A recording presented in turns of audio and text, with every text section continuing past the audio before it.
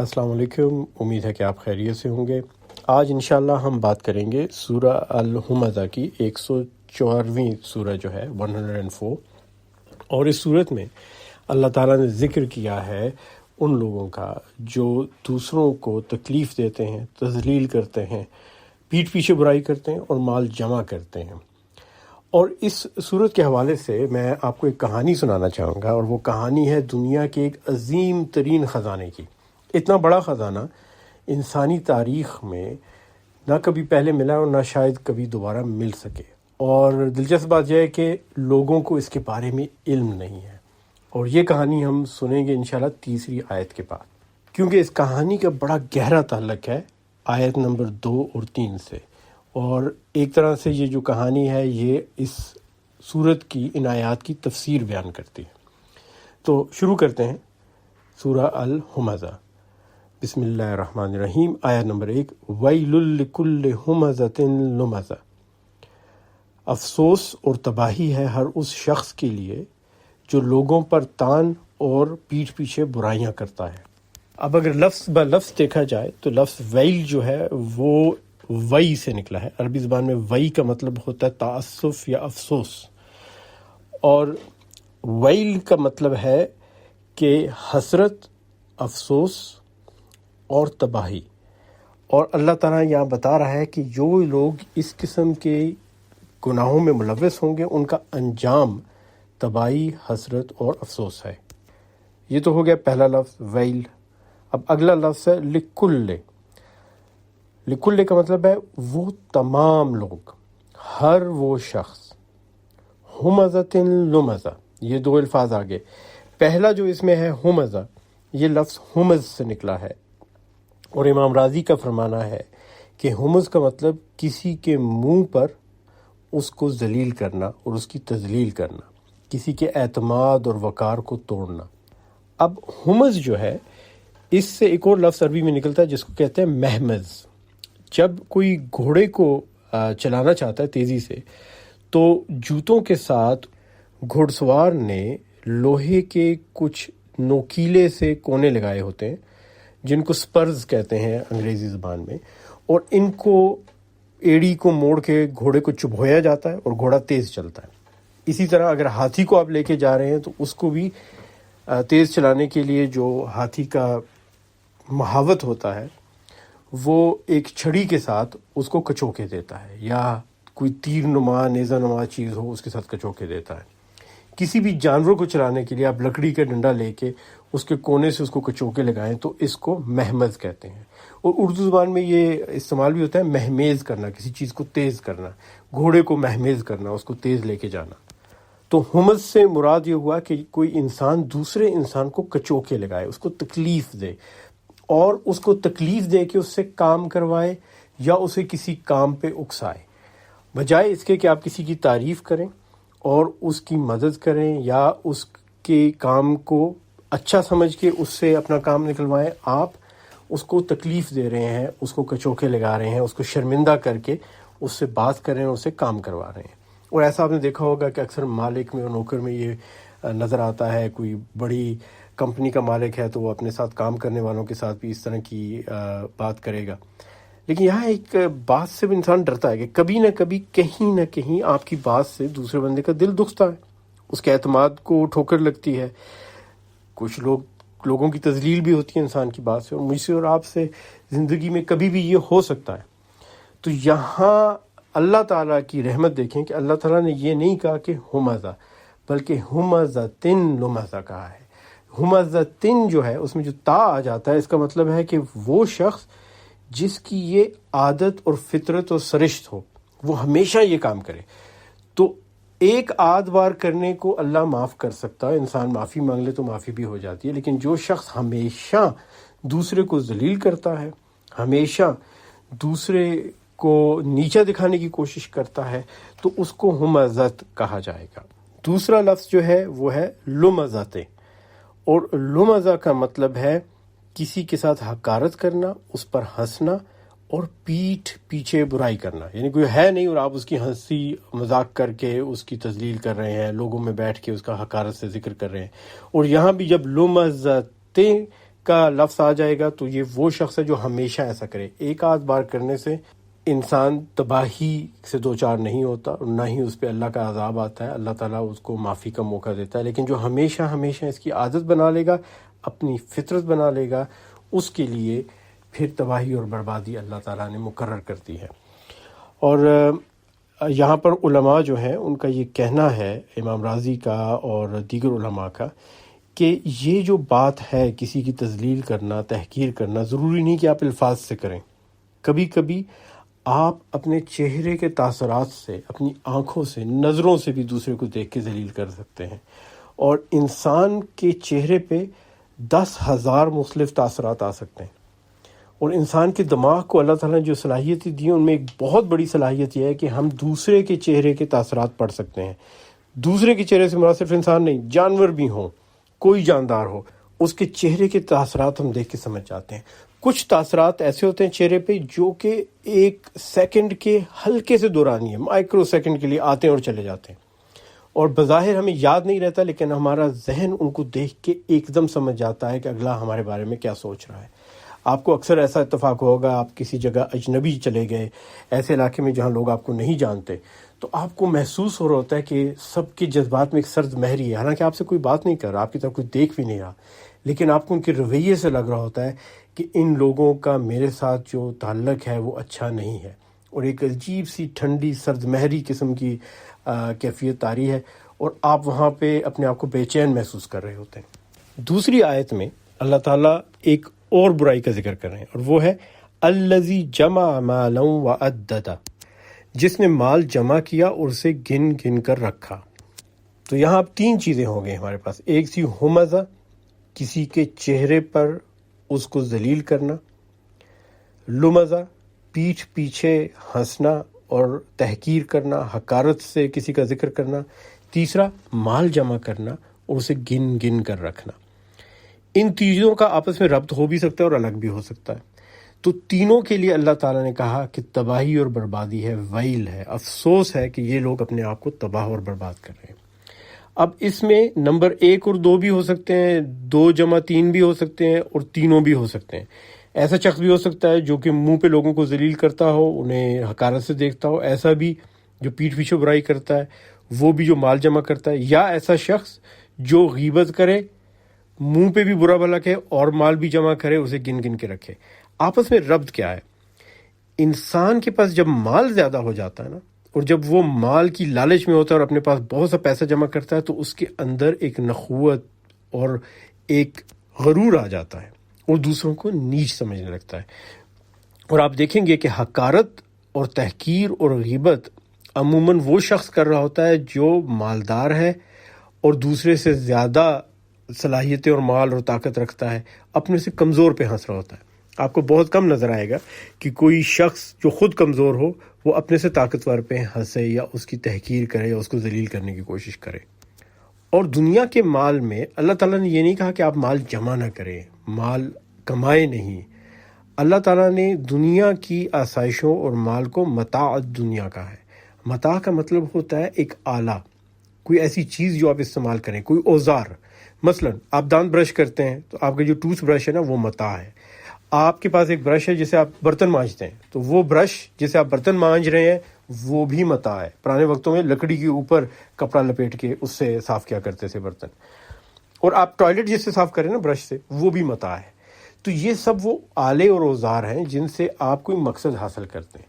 لیکن اگر کوئی شخص اپنے دانت کے برش میں ہیرے جواہرات لگا رہا ہے یا بہت سارے برش جمع کر رہا ہے اور انہیں ساتھ لے کے رات کو بستر میں سوتا ہے، یا برتنوں کے بہت سے برش جمع کیے، یا آپ باتھ روم میں جاتے ہیں تو پتہ چلتا ہے جی کہ ٹوائلٹ میں 500-600 ٹوائلٹ برشوں کی قطار پڑی ہیں، مختلف رنگوں میں، مختلف سائز میں. تو اس کو آپ بے وقوفی سمجھیں گے کہ اپنی ضرورت سے زیادہ آپ کو کیا پڑی تھی اتنے برش جمع کرنے کی. تو اللہ تعالیٰ کہتا ہے کہ یہ دنیا کا مال متاع دنیا ہے، یہ اوزار ہیں، یہ آلے ہیں، ان کو تم استعمال کرو، اور اپنے استعمال سے زیادہ جمع کرنا بے وقوفی ہے، اس کا کوئی فائدہ نہیں ہے. اور یہاں انسان کیا کر رہا ہے؟ الذی جمع مالا وعددہ، جس نے مال جمع کیا اسے گن گن کر رکھا. اسلام پیسے کی غیر منصفانہ تقسیم کے خلاف ہے. اللہ تعالیٰ یہ نہیں کہتا آپ پیسہ جمع نہ کرو. اللہ کہتا ہے اپنی ضرورت سے زیادہ جب آپ کے پاس پیسہ ہو جائے تو وہ لوگوں میں بانٹو یا کاروبار میں لگا دو، جس سے لوگوں کو ملازمتیں ملیں، لوگوں کا بھلا ہو۔ اس کو جمع کر کے ایک جگہ چھپا کے بینکوں میں، لاکرز میں رکھنے کا کوئی فائدہ نہ تمہیں ہے نہ باقی معاشرے کو ہے۔ اور میں آپ کو ایک مثال دینا چاہتا ہوں، یہ فوربس میگزین جو ہے، اس میں دنیا کے ارب پتی لوگوں کی فہرستیں آتی ہیں۔ 2014 میں فوربس میگزین نے کہا جی کہ دنیا کے 85 امیر ترین لوگوں کے پاس آدھی دنیا کے لوگوں کے برابر دولت ہے۔ تو 50% آبادی دنیا کے جو ہے ان کے پاس جتنا پیسہ سب کے پاس ہے، 3.5 ارب لوگوں کے پاس، وہ ان 85 لوگوں کے پاس ہے۔ 2016 میں یہ تعداد 85 سے 85 سے کم ہو کے 62 ہو گئی، 62۔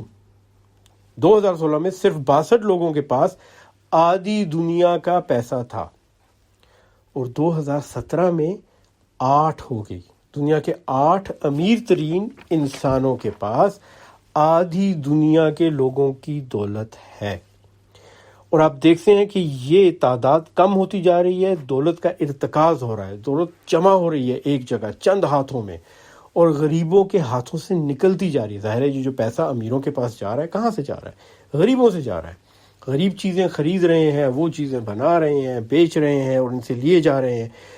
امیر ملک غریب ملکوں سے لے رہے ہیں، امیر لوگ غریب لوگوں سے لے رہے ہیں۔ غربت اور ناانصافی بڑھ رہی ہے، جرائم بڑھ رہے ہیں، لوگوں کے ہاں بھوک بڑھ رہی ہے۔ حالانکہ مال، دولت اور خوراک کی کمی نہیں ہے دنیا میں، لیکن اس کا ارتکاز ہے، وہ چند لوگوں کے کنٹرول میں ہے۔ اور یہ ہے وہ چیز جس کو اللہ تعالیٰ پسند نہیں کرتے۔ الذی جمع مالا وعددہ۔ آیت نمبر 3، آخر لوگ کیوں پیسہ جمع کرتے ہیں؟ اور اللہ تعالیٰ فرماتا ہے یحسب ان مالہ اخلدہ، وہ سمجھتا ہے کہ اس کا مال ہمیشہ اس کے پاس رہے گا۔ اب اس کی جو ترجمہ ہے، اس میں جو باقی مترجم ہیں، محمد اسد ہیں، مالک ہیں، یوسف علی ہیں، مصطفیٰ خطاب ہیں، ان سب کا کہنا ہے کہ اس آیت کا مطلب یہ ہے کہ وہ سمجھتا ہے کہ اس کا مال اسے ہمیشہ کی زندگی دے دے گا، کہ وہ ہمیشہ زندہ رہے گا۔ لیکن مولانا مودودی فرماتے ہیں کہ نہیں، یہاں مطلب ہے وہ سمجھتا ہے کہ اس کا مال ہمیشہ اس کے پاس رہے گا۔ میری نظر میں تمام متراجم صحیح کہہ رہے ہیں، دونوں باتوں کو جمع کر کے دیکھنا چاہیے۔ اگر کوئی شخص یہ سمجھتا ہے کہ وہ ہمیشہ زندہ رہے گا یا ہمیشہ کی زندگی رہے گی، تو وہ سمجھتا ہے مال بھی ہمیشہ رہے گا۔ اگر کوئی شخص مال ایسے جمع کر رہا ہے کہ یہ مال ہمیشہ کے لیے رہے، اگلے 100 سال، 200 سال، 10,000 سال کا مال اس نے جمع کر لیا، تو وہ اپنے ذہن میں یہی سوچ رہا ہے کہ اتنے عرصے وہ زندہ رہے گا۔ یہ ایک غلط فہمی ہوتی ہے انسان کے ذہن میں۔ موت سے زیادہ برحق کوئی چیز نہیں، ہر انسان کو یقین ہے کہ موت آنی ہے، اور ہر انسان اس طرح جی رہا ہوتا ہے جیسے اس نے ہمیشہ زندہ رہنا۔ یحسب ان مالہ اخلدہ، ایسا سمجھتا ہے کہ ہمیشہ کے لیے یہ مال رہے گا اور وہ بھی ہمیشہ رہے گا۔ لوگ رہتے ایسے ہیں جیسے ہمیشہ کے لیے رہیں گے۔ ایک گھر بنایا، دوسرا، تیسرا، چوتھا، پلاٹ پہ پلاٹ لیے جا رہے ہیں، مکانوں پہ مکان بن رہے ہیں، گاڑیوں پہ گاڑیاں خریدی جا رہی ہیں، بینک بیلنس، ہیرے جواہرات، اس طرح مال جمع کرتے ہیں جیسے یہ ہمیشہ ہمیشہ کے لیے رہیں گے۔ اور اگر ان کا آپ حساب کریں، لوگوں کے پاس جو پیسہ ہوتا ہے عمرا کے پاس کروڑوں اربوں میں، تو آپ کو پتہ چلے گا کہ ان کے اگلے 800 سال، 900 سال یا 2000 سال کا خرچہ جو ہے یہ جمع کر چکے ہیں۔ اور رہنا کتنا ہے؟ 30 یا 40 سال زندگی کے رہ گئے ہوتے ہیں، اور 2,000 سال کا خرچہ جمع کیا ہوتا ہے۔ اور اس بات کو اللہ تعالیٰ نے اس آیت میں بیان کر دیا، یحسب ان مالہ اخلدہ۔ یحسب کا مطلب ہے فرض کرنا، اگرچہ کہ اس کے ترجمے میں مولانا مودودی نے کہا ہے وہ سمجھتا ہے، لیکن یحسب عربی میں مفروضہ قائم کرنا ہے، فرض کرنا ہے۔ وہ ایسا فرض کر بیٹھا ہے، ایسا سوچ رہا ہے، ایسے جمع کر رہا ہے، مالہ اس کا مال، اخلدہ ہمیشہ رہے گا۔ اخلدہ خلود اور اخلاد سے ہے، جس کا مطلب ہے ہمیشہ رہنا۔ اور یہاں پہ آتی ہے ایک کہانی، اور بہت ہی دلچسپ کہانی۔ تو ایک چھوٹا سا وقفہ کرتے ہیں اور کہانی سنتے ہیں۔ کہانی سنانے کے لیے آپ کو میں لے کے جانا چاہوں گا افغانستان، سچ مچ کا نہیں، لیکن خیالوں میں اور کہانی میں ہم افغانستان چلتے ہیں۔ افغانستان کا جو ملک ہے، اس کے مشرق میں ایک صوبہ ہے جس کا نام ہے پکتیا، اور اس صوبے پکتیا کا جو دارالحکومت اس کا نام ہے گردیز۔ اگر آپ گردیز سے شمال مشرق کی طرف نکلیں، تھوڑا پاکستان کی طرف رخ کر کے، تو 50 کلومیٹر دور ایک چھوٹا سا ننا منا سا گاؤں ہے جس کا نام ہے میر زکا۔ میر زکا گاؤں کے اندر ایک بہت بڑا کنواں ہے، اور یہ پانی کا کنواں جو ہے یہ کم از کم 1800 سال پرانا ہے۔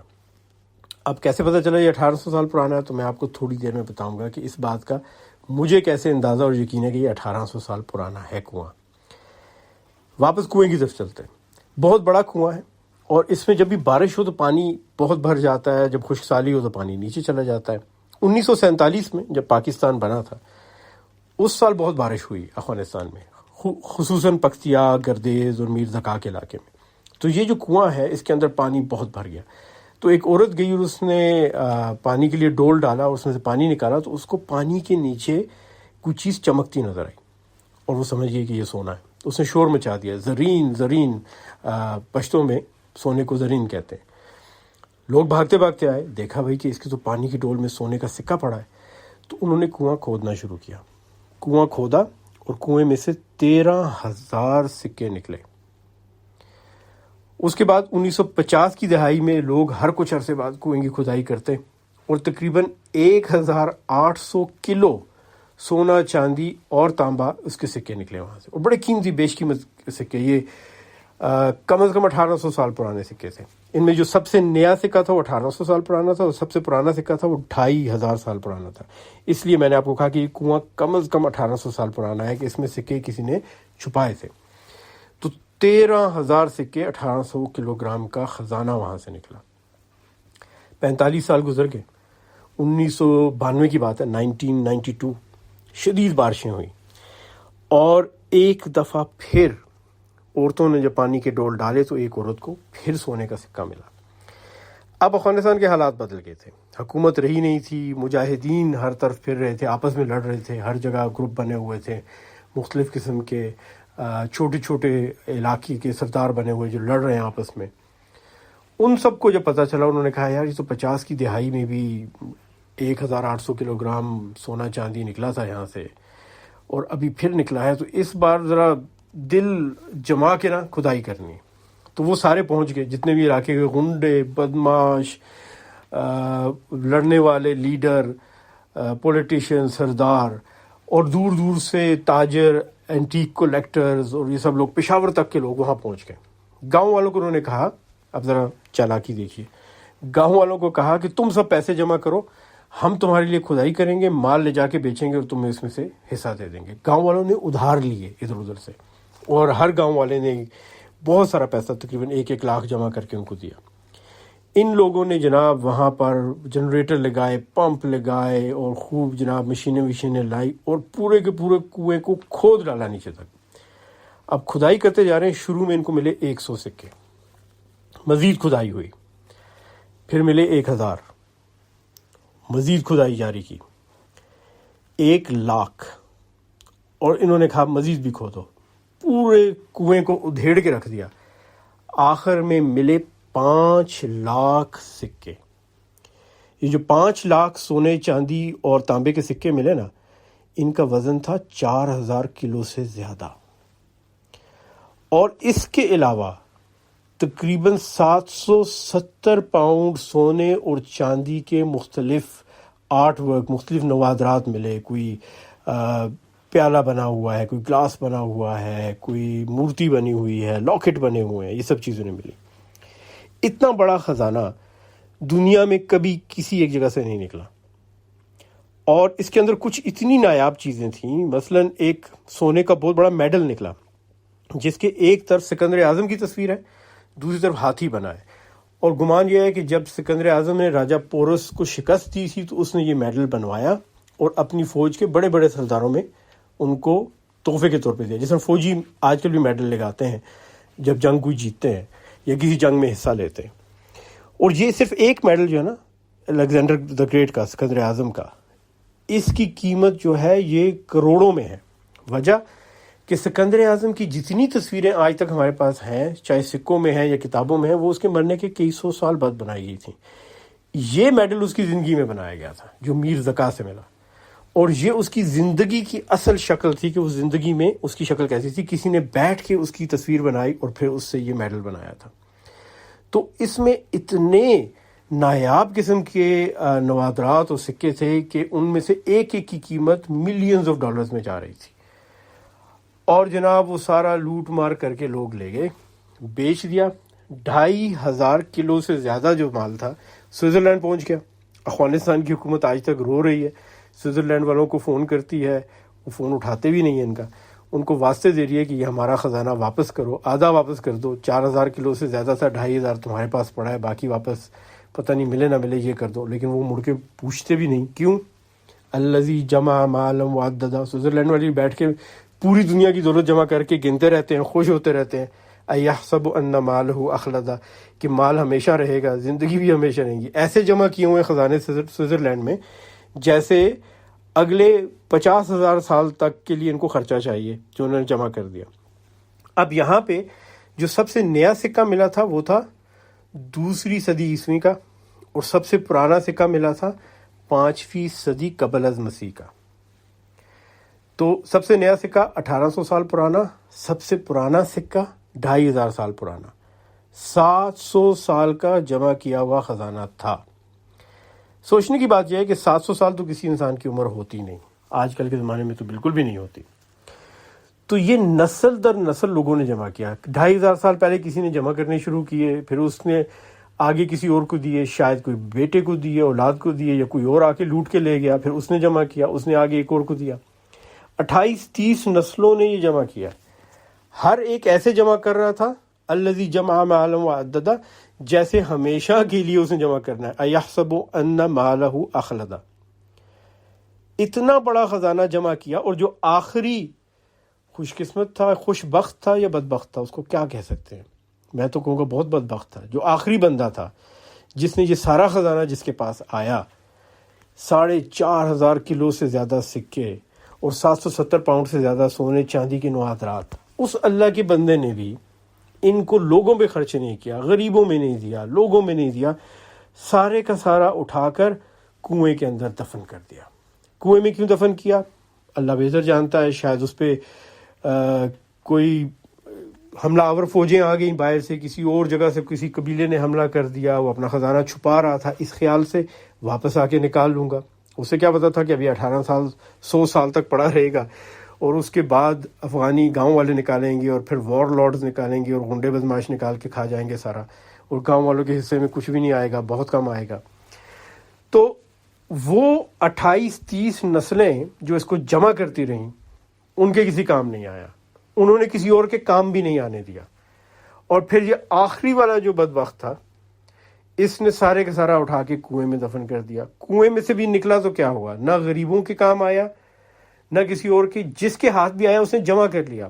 سوئٹزرلینڈ والوں نے 2500 کلو سے زیادہ جمع کر لیا، اور اس کو جمع کر کے بیٹھ کے ایحسب ان مالہ اخلدا، جیسے ہمیشہ رہے گا یہ مال، اور یہ بھی ہمیشہ رہیں گے۔ اور اس چیز پہ اللہ تعالیٰ فرماتے ہیں اگلی آیت میں، کلا لینبذن فی الحطمہ، ہرگز نہیں، وہ تو توڑ دینے والی، چکنا چور، ٹکڑے ٹکڑے کر دینے والی جگہ میں پھینک دیا جائے گا۔ لفظ بلفظ دیکھیے، کلا کا مطلب ہے ہرگز نہیں، لینبذن نبذہ سے نکلا ہے۔ نبذہ کا مطلب ہے کسی چیز کو بیکار، حقیر، بے وقت سمجھ کے پھینک دینا، مطلب کچرے میں آپ پھینک دیتے ہیں کوئی چیز۔ اور یہ میں نے آپ سے پہلے بھی ذکر کیا تھا کہ عربی زبان میں جہنم یا گہنام جو ہے، فارسی سے یہ لفظ آیا ہے، اس کا مطلب ہے کچرے کا ڈھیر، ایک ایسا گڑھا جس میں کوڑا کچرا پھینکا جاتا ہو۔ اور اللہ تعالیٰ قرآن میں بھی فرماتا ہے کہ جو لوگ نیکوکار ہیں وہ بہترین مخلوق ہیں، ان کو جنات میں رکھا جائے گا، جنتوں میں رکھا جائے گا، اور جو لوگ برے ہیں وہ بدترین مخلوق ہیں، ان کو جہنم میں کچرے میں پھینک دیا جائے گا۔ تو جب قیامت کا دن قائم ہوگا، جو لوگ اپنے مقصد پہ صحیح رہے، قائم رہے، زندگی کا انہوں نے صحیح استعمال کیا، ان کو اللہ جنت میں رکھ دے گا۔ جو بیکار ہو گئے، بے وقت ہو گئے، اور جنہوں نے اپنی زندگی کو برباد کر لیا، مال جمع کیا، نہ اپنے کسی کام آیا نہ اور کسی کے کام آیا، ان کو اللہ تعالیٰ اٹھا کے جہنم میں پھینکے گا۔ لیکن یہاں جہنم کے لیے جو لفظ استعمال کیا ہے وہ مختلف ہے۔ اس سے پہلے کہ ہم اس پہ بات کریں، یہ جو لفظ ہے نا، لینبذن، کلا لینبذن فی الحطمہ، لینبذن پہ تھوڑا غور کرتے ہیں۔ نبذہ میں نے آپ کو بتایا کہ کسی چیز کو بے وقت اور حقیر سمجھ کے پھینک دینا، لیکن اس کو 3 طرح سے ادا کیا جا سکتا ہے۔ یاد رکھیے، قرآن مجید میں الفاظ نہیں بدلتے، لیکن الفاظ کو بولنے کا جو طریقہ ہے جس کو ہم لہجہ کہتے ہیں وہ بدل سکتا ہے، کیونکہ مختلف قبیلوں میں مختلف لہجوں میں بات کی جاتی تھی، اور کبھی کبھی لہجہ بدلنے سے مطلب بدل جاتا تھا اور کبھی کبھی لہجہ بدلنے سے مطلب نہیں بدلتا تھا۔ اردو زبان میں مثال لیجئے، اگر آپ اہل زبان ہیں، لکھنؤ دلی کے ہیں، تو آپ کہیں گے میں نے کہا۔ اگر آپ کا تعلق پنجابی یا ہندکو بولنے والے علاقے سے تو آپ کہیں گے میں نے کہا۔ میں اور میں تلفظ میں فرق آ گیا، لیکن اس کے معنی میں فرق نہیں آیا۔ اسی طرح سورہ شمس جو ہے اس میں اللہ تعالیٰ فرماتے ہیں وَالشَّمْسِ وَضُحَاهَا، یہ مکہ والے قریش کے جب پڑھتے تھے وہ کہتے تھے وَالشَّمْسِ وَضُحَاهَا وَالْقَمَرِ إِذَا تَلَاهَا، لیکن ایک اور قبیلہ تھا عربوں کا، وہ پڑھتا تھا وَالشَّمْسِ وَضُحَاهَا وَالْقَمَرِ إِذَا تَلَاهَا، اور مطلب پہ فرق نہیں آتا تھا لیکن بالکل الفاظ کی ادائیگی بدل جاتی تھی۔ یہ جو لفظ لیمبذن ہے، کلا لیمبذن فی الحطمہ میں، اس کو 3 طرح سے عرب ادا کرتے تھے۔ جب وہ کہتے تھے لیمبذن تو اس کا مطلب تھا کسی شخص کو بے وقت اور حقیر سمجھ کر پھینک دینا۔ جب وہ کہتے تھے لیمبذان تو اس کا مطلب تھا کہ اس شخص کو اور اس کے مال کو دونوں کو اٹھا کے پھینک دینا۔ اور جب وہ کہتے تھے لیمبذون تو اس کا مطلب ہوتا تھا اس شخص کو اور اس کے ساتھیوں کو پھینک دینا۔ اور یہاں ان تینوں مفہوم کو استعمال کیا جا رہا ہے۔